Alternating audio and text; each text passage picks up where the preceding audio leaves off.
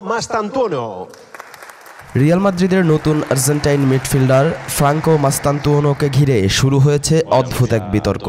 ওসাসুনার বিপক্ষে অভিষেক ম্যাচে ৬৮ মিনিটে বদলি হয়ে মাঠে নামেন ১৮ বছর বয়সী এই ফুটবলার। তবে তার পারফরমেন্সের চেয়ে আলোচনায় উঠে এসেছে নাম।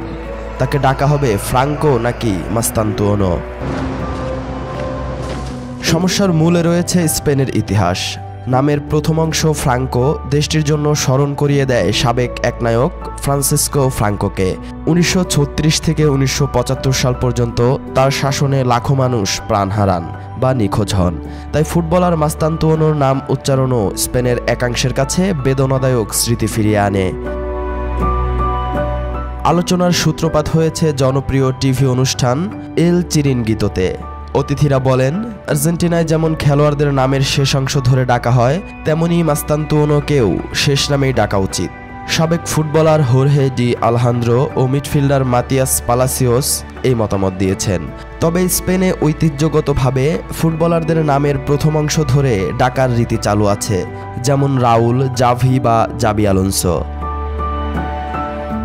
ইতিহাস বলছে, ফ্রাঙ্কোর শাসনামলে স্পেনের ফুটবলে নাম ব্যবহারের বিষয়টি হয়ে উঠেছিল সংবেদনশীল।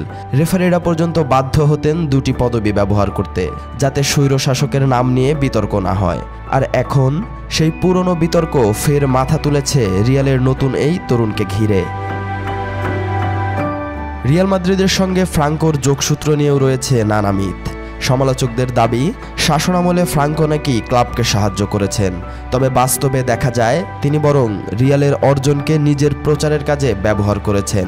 এমনকি বার্সেলোনাও সেই সময়ে পেয়েছে রাজনৈতিক আশীর্বাদ।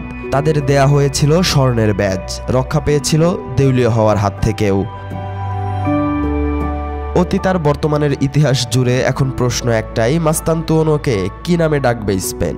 ফ্রাঙ্কো নাকি মাস্তানতুয়ানো? সময়ই বলে দেবে তরুণ এই মিডফিল্ডারের নাম ইতিহাসের ভার ছাপিয়ে নতুন অধ্যায়ে লিখতে পারে কিনা।